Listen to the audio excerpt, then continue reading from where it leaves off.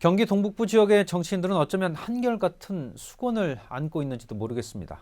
바로 발전하지 못하고 있는 지역에 대한 책임감, 그리고 수많은 규제 해소를 위한 고민이 그것일 텐데요. 오늘 기자가 만난 사람들에선 경기도의회 김경호 의원을 만나 그 해법을 들어보는 시간을 갖도록 하겠습니다.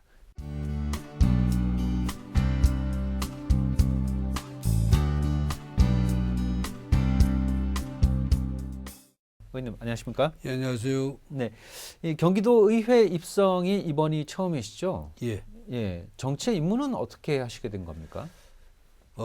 제가 정치를 하게 된 동기는요, 실질적으로 시민사회 활동을 좀 했었습니다. 네. 근데 시민사회 활동은 좀 한계가 있습니다. 행정을 바꾸기에는.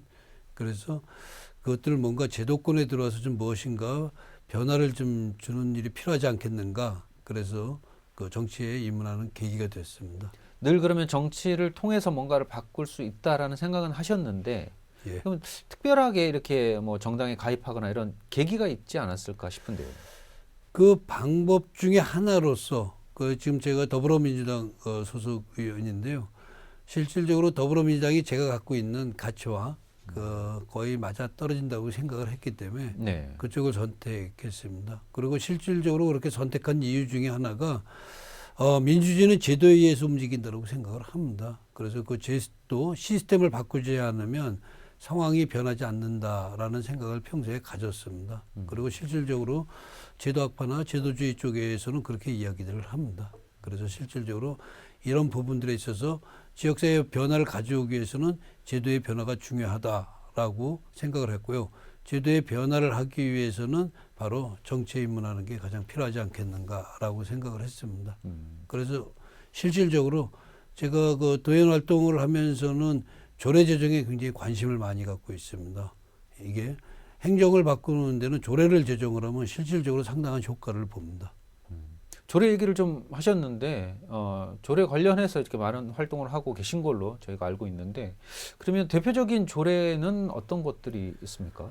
초선이고 제가 들어온 지 지금 한 5개월 정도 됐습니다.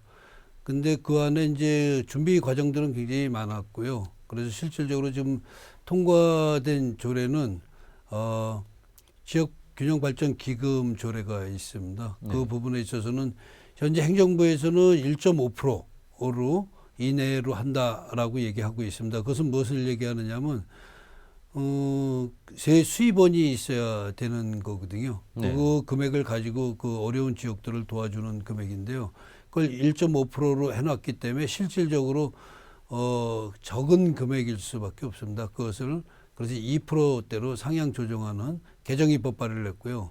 최근에는 그 조례안을 아예 이제 만들어서 가는 그 농어촌 학생 교통비를 지원하는 조례와 그다음에 농어촌 지역 농어촌 숙박 민박, 농어촌 민박을 지원하는 조례를 지금 준비 중에 있어서 상임위에 상정된 상태입니다. 네. 말씀하신 그런 지원을 좀 살펴보면 사실 이제 경기도 동북부 지역이 여러 가지 규제로 인해서 개발이 제대로 되지 못하는 부분이 있지 않습니까? 그렇죠. 그렇다면 경기도가 그거에 맞는 뭔가 특별한 좀 지원을 좀 해줘야 되는 것이 아닌가라는 목소리가 좀 있어요. 그렇죠. 그건 굉장히 중요한 말씀입니다. 왜 그러느냐면 지금 경기 북부 지역은 한 4개 특별법과 1개의 법에 의해서 5개 법률이 경기 북부는 지원을 하고 있습니다. 네. 그것도 특히 최근에 그 평화 분위기 타서 그쪽으로 모든 예산이 집중이 돼 있는데요. 가평군을 비롯한 경기 동북부의 경우에 있어서는 거의 지원 체계가 없습니다. 실질적으로 또 하나 그 한강법에 의해서 그 수계기금을 받아서 수계기금을 갖고 이용을 하는데요. 수계기금을 한 4,200억을 지금 거의 받고 있습니다. 수도권으로부터. 그중에서 경기도가 가져온 돈은 700억인데요. 네. 그 700억도 쓰임새는 정해져 있습니다. 뭐냐면 수질 보전 관련 활동 외에는 거의 그 돈을 사용할 수 없죠. 그 말은 지역개발 비용으로는 그 돈을 사용할 수 없다. 결국 경기 동북부 지역은 자연보전구역 내에 있는 그런 어떤 지역들은 실질적으로 정부로부터 특별한 지원을 받는 게 없습니다. 한강 지키기 운동본부에서도 활동을 하셨잖아요. 예, 예. 이쪽 지역이 어떻게 보면은 보존, 보호와 그리고 개발이라는 게 상충된 그 개념들이 좀 있어요. 그래서 규제를 많이 받기 때문에 개발은 해야 된다라는 욕구는 있지만 그렇다고 해서 규제를 풀 수는 없는 상황이지 않습니까? 예, 예. 어떻게 이게 중첩된 해법을 좀 찾을 수 있을까요? 그 부분은 이제 그 한강지키운동본부가 만들어진 계기가 바로 그겁니다. 우리가 수질 보존을 하면 물이 깨끗해지는데 굳이 규제를 할 필요가 없죠. 그래서 우리 주민들 스스로가 물을 깨끗이 할 테니까 규제를 개선해 달라라고 이야기를 했던 겁니다. 네. 그 실질적으로 BOD 같은 경우에 있어서는 1.3ppm, 최근에는 1.0ppm까지 줄어들었다고 하더라고요. 1.0ppm은 깨끗한 물입니다. 그 수준에 왔음에도 불구하고 규제는 더욱더 강화되고 있는 게 지금의 현실이죠. 그런데 이재명 지사가 지난 선거 때부터 계속 얘기해오던 것이 이렇게 규제로 인해서 개발이 되지 못한 곳은 정말 특별한 지원을 좀 해줘야 된다라고 얘기를 했었거든요. 예, 예. 지난 한 5, 6개월 정도 지나면서 혹시 이 부분에 대해서 뭔가 도 차원에서 정책들이 좀 나오고 있나요? 그 부분에 있어서 이제 도 차원에서도 나름대로 그 실과 소별로 나름대로 이제 준비들은 하고 있습니다. 네. 근데 그 준비하는 방법에 있어서 좀 문제가 상당히 있다라고 생각을 합니다. 왜 네. 그러냐면 단위 사업별로 이렇게 사업들을 지원하는 시스템으로 갑니다. 무슨 얘기냐면 우리가 지금 특별조정교부금이라고 있습니다. 그것도 시군에서 필요한 부분들을 모아서 지원을 하고 그다음에 아까 말씀드린 균형발전기금도 똑같은 방법으로 똑같이 지원을 합니다. 근데 요번에 자연번영권역 관련해 가지고 그 경기연구원에 연구 용역을 줬습니다. 지원 방안에 돼 있어서. 근데 그 지원 방안도 바로 지방자치단체에다 연락을 해서 필요한 게 뭐냐라고 해서 단위별 사업, 건물을 줘준다든가 아니면 단위별 사업으로 지원하는 시스템으로 가고 있습니다. 그렇게 해서는 경기 동북부의 경우에 있어서는 절대 발전할 수가 없습니다. 지금까지 그렇게 지원해 왔던 결과가 지금의 모습이기 때문에 그렇습니다. 사실 이제 전체 지역으로 봤을 때도 도로망도 부족하고 대중교통망도 부족하고 결국은 인프라 사업이 해결되지 않으면 그런 단일 사업으로는 효과를 보기 어렵다는 게 당연한 시각 같거든요. 예. 근데 그렇다면 그 문제가 된 인프라 부분은 해결 방안이 없을까요? 이제 그런 방법은 좀 있습니다. 가장 먼저 할 수 있는 게 이제 지역 개발 기금 같은 것들을 활용할 수가 있습니다. 그 부분에 있어서는. 근데 그거는 경기도 사업만 할 수 있거든요. 실질적으로. 왜냐하면 일반 시군에서는 그 기금을 사용하기를 꺼려합니다. 그 기금을 사용하게 되면 부채로 잡힙니다. 그래서 그러면 자치단체장의 실적이 부실하게 나타나기 때문에 근데 경기도는 내부 사업이기 때문에 그게 가능합니다. 그래서 그 부분들을 좀 활용해서 SOC 사업들은 실질적으로 이 어려운 지역에 좀 투입을 해서 해결할 수 있는 방안을 지금 제안할 계획에 있습니다. 네. 지역 정치 상황을 좀 얘기를 좀 해볼까 해요. 예, 예. 그러니까 이번이 초선이시기도 하고 예, 예. 워낙에 가평이라는 지역이 이 정치적으로 봤을 때는 보수 강세 지역으로 꼽히지 않았습니까? 예, 그렇죠. 예. 이번에 지방선거를 통해서 입성을 하시면서 예. 주변 상황이라든가 정치적 분위기가 좀 달라졌다고 느끼시나요? 그래도 아무래도 이제 그 우리 가평군의 경우에 있어서나 가평, 양평, 연천의 경우에 있어서는 보통 노인 인구 비율이 23% 됩니다. 어르신들이. 근데 어르신들은 약간 보수 성향을 갖고 있는 건 사실입니다. 네. 그럼에도 불구하고 이번에 어르신들의 생각들이 많이 변하신 거죠. 예, 그 생각에서 우리 같은 경우에 있어서는 어르신들이 도와주지 않으면 사실은 어려운 상태입니다. 그래서 어르신들의 생각이 많이 변했고 또 당선이 돼서 실질적으로 굉장히 우리 그 민주당 의원들이 굉장히 노력들을 많이 했습니다. 역대 보여주지 못했던 여러 가지 상황들을 많이 목격하고 계십니다. 행정사무감사나 실질적으로 홍보와 관련해서도 그렇고 여러 가지들이 지금 전에하고는 좀 다른 모습들이 보여진다라는 평가는 받고 있습니다.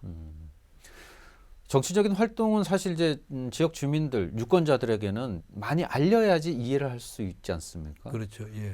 의원님 활동 중에 보면은 SNS를 통한 그 의정 보고 예, 굉장히 예. 좀 인상이 깊어요. 예, 최근에 예. 이제 100호를 넘어서면서 계속 그 활동을 이어가고 계신데 SNS 보고는 어떻게 시작을 하시게 된 거예요? 그것을 제가 선거 때요. 선거 때 맨 처음에 하는데 주민들이 도의원이 뭐 하는지를 아무도 모르겠답니다. 저는 사실 도의원이 어떻게 뭐 하는지 사실 구체적으로 몰랐습니다. 뭐 기본적으로 이제 그 책이나 이런 것들을 통해서는 뭐 알 수 있었지만 구체적으로 뭘 하는지를 몰랐어요. 그 저도 모르는데 뭐 주민들의 입장에서는 더 하겠죠. 그렇죠. 실질적으로. 네. 그래서 그때 주민들하고 약속한 게 그러면 내 일거수일투족을 보고를 하겠다. 그러면 과연 그 도의원이 무엇을 하는지 정확히 알 수 있지 않느냐. 네. 그래서 평소에 잘하는 의원이 되겠다는 약속을 했습니다. 그래서 그 약속을 지키는 과정 중에 있습니다. 그 반응은 어떻습니까? 생각외로 그 반응은 좋은 것 같습니다. 이유가 뭐냐면 좋아요는 뭐 그 지역이 좀 특성이 있습니다. 가평 지역에 있어서는 자기 의견을 잘 드러내질 않는 게 있습니다. 이유가 뭐냐면 워낙 적어요. 한 집 걸로 아는 게 아니라 바로 다 압니다. 이야기를 하면. 그렇기 그렇죠. 때문에 네. 상대에 대한 어떤 자기가 공개적으로 지지 의사 표시하는 걸 부담스럽게 하는데요. 지지도 반대도 마찬가지겠죠. 예, 그렇죠. 네. 예. 그런 부분들은 좀 어렵습니다. 그럼에도 불구하고 이제 댕겨 보면 진짜 이렇게 열심히 하는 거고 이런 일을 하는지 참 알았다. 가는 곳마다 그런 이야기를 듣습니다. 그런 것들이 또 계속해서 이어지니까 그게 동력이 돼서 계속 이어나갈 수 있는 동력이 되는 것이라고 생각을 합니다.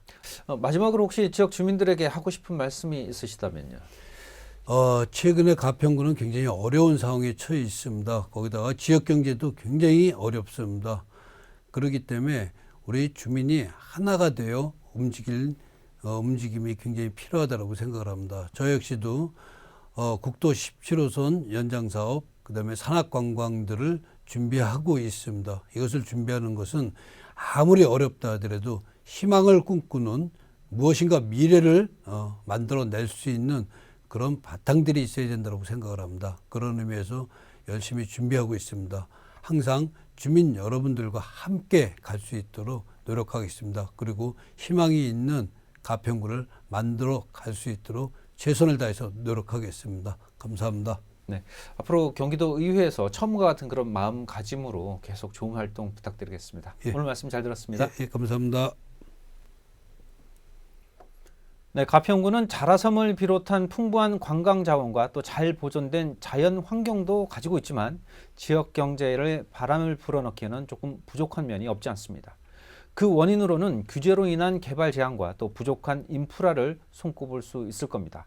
이 경기도 전체의 균형 발전을 위해서 또 경기도와 경기도의회, 해당 지역 의원들의 적극적인 활동을 기대해 봅니다. 오늘 순서 여기까지입니다. 시청해 주셔서 고맙습니다.